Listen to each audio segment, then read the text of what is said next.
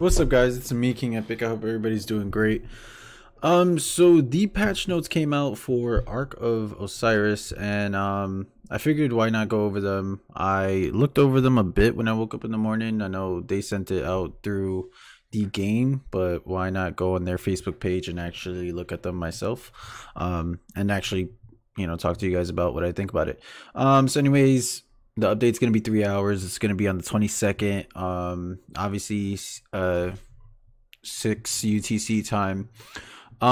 So one thing is the Alliance Battlegrounds Ark of Osiris, and also Cross Kingdom Alliance battles.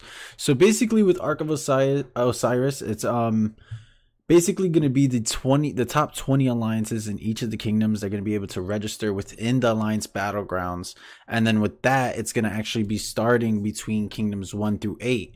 Obviously, it's going to be starting between those kingdoms because of the fact that these kingdoms have been out way longer than all their kingdoms have been. And I know in my kingdom, we've only been out maybe almost 3 weeks now. So it would kind of make no sense to put us in a situation where we don't even know, like, if this is going to take real resources, if this is going to actually kill your troops or anything like that. So in regards to this, it looks like they're trying to kind of prepare in regards to fighting each other between kingdoms and kingdoms, but not doing it where it's to the point where you conquer a whole nother kingdom for yourself or something like that with the top alliance or something. Because I feel like those battles would go out all crazy. So I think this might just be the best testing ground in regards to testing kingdom v kingdom. So it's gonna be very interesting, especially seeing kingdoms 1 through 8. I wonder if there's a way that maybe they can put something where we can spectate these battles. That would be awesome, because of the fact that it's like, I'm in kingdom, I forgot, but I'm all the way in a different kingdom, and I'm not going to be getting there for a while. So if there's a way that I can actually spectate these fights without having to go and watch a YouTuber or something, I mean, it'd be great for streamers that are in those kingdoms 1 through 8 and then continuing on to see them stream and do the alliance battles. But I'm just interested to see if there's going to be a way to spectate these. So I wonder what the rewards are, because when you come over here, there's rules, there's history. So I'm kind of curious whether it's like, through the history, if you win a battle, if you win the Alliance Battlegrounds, how does that work or anything? And the rules in regards to it, like, are you allowed only a certain amount of troops, or are you allowed, only a certain amount of members or anything like that? So it's going to be very interesting to see what that is going to be about. And it also says alongside your alliance to defeat challengers from other kingdoms. So, I guess I'm kind of wondering if you always have to fight the other person from a different kingdom. Like, what if, you're the #1 alliance in one kingdom, and the #1 alliance in another kingdom decides, hey, we're going to like combine together to fight this alliance, like if they're like 2 billion power or whatever, so kind of interesting to see that. Obviously, we're getting the Middle Eastern civilizations here. We got all these heroes, and I believe one of these are mounted archery, if I'm correct from what I'm hearing. So I would assume, because both of these have bow and arrows on their backs. He obviously doesn't, but it's very interesting to see. We didn't get any type of bonuses or anything for these civilizations, so we don't know if Byzantine is gonna have some type of civilization bonus. Like, we don't know any of these civilization bonuses at all. However, we did get the heroes. So Constantine is a strong city defender who has turned the tide of many battles. So we have, let me see, we have 3 legendaries and 3 epics. That's really awesome. And out of these heroes, out of the 6 heroes, I believe 2 are very there, which is kind of, I will say this is kind of awesome, is the fact that 2 of them are exceptional cav heroes. So, and they're epics, so it's gonna be easy to expertise them, for especially free to play players, pay to win players. Regardless, epic commanders are way easier to expertise than a actual legendary.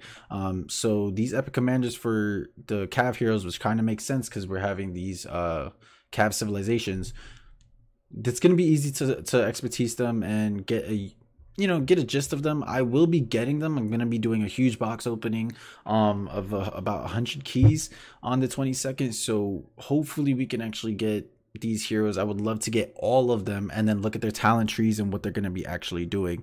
So Constantine seems that he's going to be a city defender, but it doesn't actually say anything else. I'm kind of curious what his other two abilities are. I feel like one of them might be leadership with Garrison, and maybe I don't know about the last one.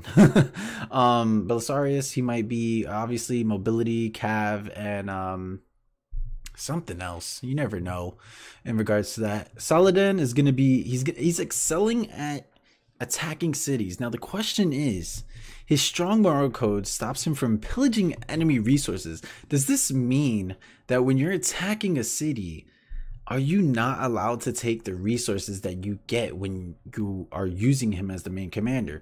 So my opinion, and I want to know this, if I'm using Saladin and I am the leader of the rally, and we hit a city and we take all the resources, we win, do I not get any resources since I'm using Saladin, but everybody else that isn't using Saladin, do they get the resources from that city?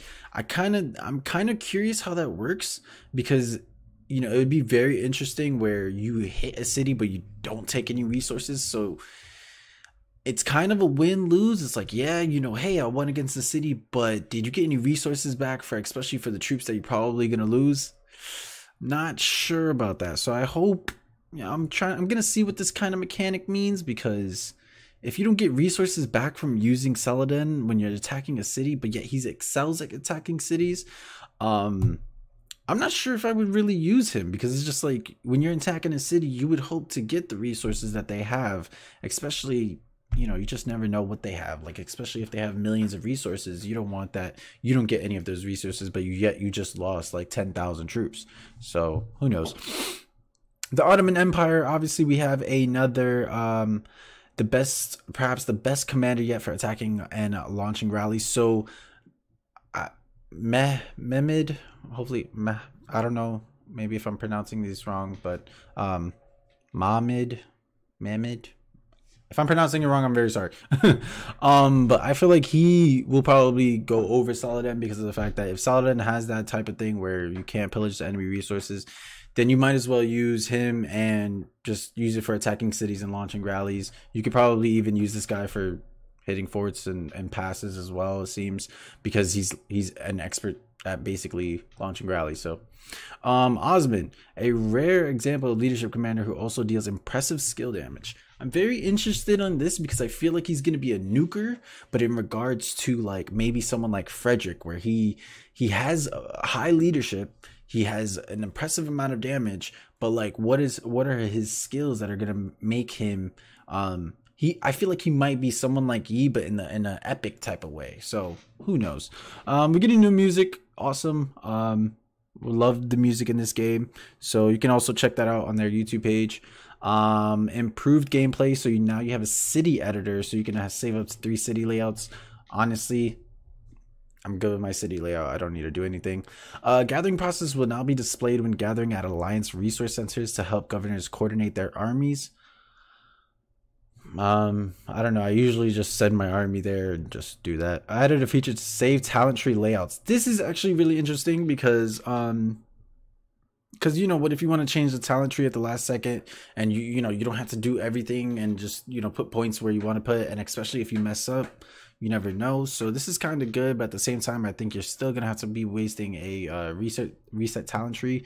So anti-cheating system, selling resources, refund abuse, spam, and all the other prohibited activities. I don't know. I feel like that needs to still be improved. Anyways, those are the patch notes. I think the most exciting thing about this is probably the Alliance Battlegrounds or the Ark of Osiris, but at the same time, I'm not going to be able to experience that for a while. However, I really want to see how these new civilizations are. I was hoping for an infantry, but they are really pushing cav this update, so I'm hoping for next update we get some type of like like a Viking civilization with Alec or and a Greek civilization or Egypt and continuing on. I hope they don't stop. I want more civilizations, you know, obviously make them fair and don't make them like super pay to win, whereas someone chooses a civilization, they give like straight cav bonuses and that's like super pay to win. So it's like, you know, I just hope they don't push too much on the cav. Like I hope they do this for infantry and archery as well, where they're like, all right, bam, next is 3 infantry civilizations, next is 3 archer civilizations, you know what I mean? Because to keep it fair, you don't want to just see these cavs everywhere, and there's already enough cav users. So but I am glad that they did put cav commanders, especially at the epic level. There's 2 of them, and then they put a bunch of city defenders, or I mean they put a city defender and a and 2 attacking heroes. So interesting. I want to see how these players, I mean these heroes, also work on the battleground though, in regards to how do they fare when actually not attacking a city, not being a city defender, not in a rally. I want to see how these people like what their actual skills are and everything, but I know we still have about 7 days. So let's see what happens, guys. I hope you guys did enjoy me covering the patch notes. Let me know what you think about the patch notes and what you're actually excited for on the 22nd. I'll see you guys later. Peace out. If you have any questions, please leave them in the comment section below. I'll see you guys. Peace.